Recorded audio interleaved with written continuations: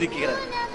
அப்படி ஒரு ஸ்கூலுக்கு அழைத்துட்டு வரும் பொழுது அந்த பராவிடத்தில் கேட்கப்படும், வாப்பா இல்லை, பாப்பா கண்ணு முன்னாடி இறந்துட்டார், உம்மா இறந்துட்டாங்க, யாருமே இல்லை, அனாதையாக இருக்கிறாய். ஆனால் இந்த 10 வருட காலத்தில் உன்னை விட நிம்மதியாக வாழ்ந்தவர்கள் யாரும் இல்லை.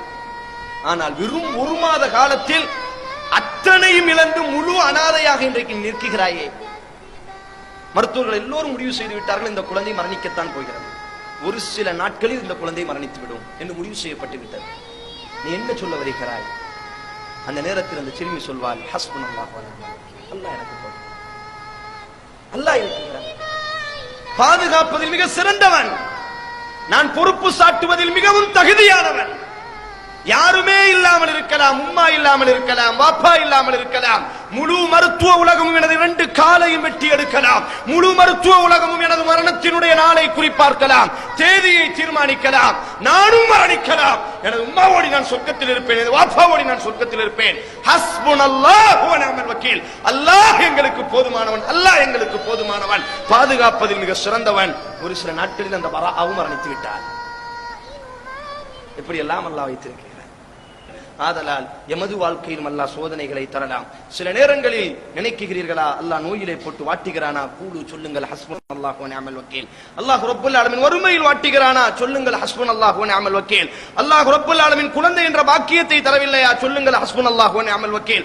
அல்லாஹ் ரப்பல் ஆலமீன் எனக்கு இந்த உலகத்தில் மற்றவர்களினுடைய தாய்கள் எல்லாம் குழந்தையை அரவணைக்கும் பொழுது தாயை அல்லாஹ் தரவில்லையே, அல்லாஹ் தாயை எடுத்து விட்டானே, சொல்லுங்கள் ஹஸ்புனல்லாஹ் வ நிஅமல் வக்கீல்.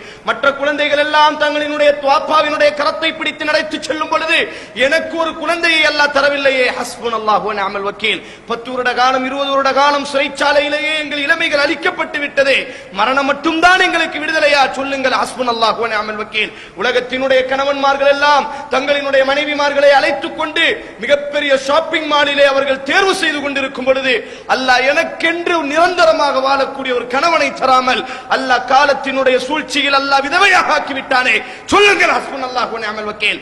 எல்லா நேரத்திலும் இந்த ஹஸ்புனல்லாஹ் வ நிஅமல் வக்கீல் வார்த்தையாக இல்லாமல் கொள்கையாக முடிந்து பார்ப்போம். அல்லாஹ் ரப்பல் ஆலமீன் கஷ்டங்களை நீக்குவான் என்பதை தாண்டி அல்லாஹ் ரப்பல் ஆலமீன் இந்த உலகத்திலேயே நமக்குரித்தான ஒரு பாதையை திறந்து காமிப்பான்.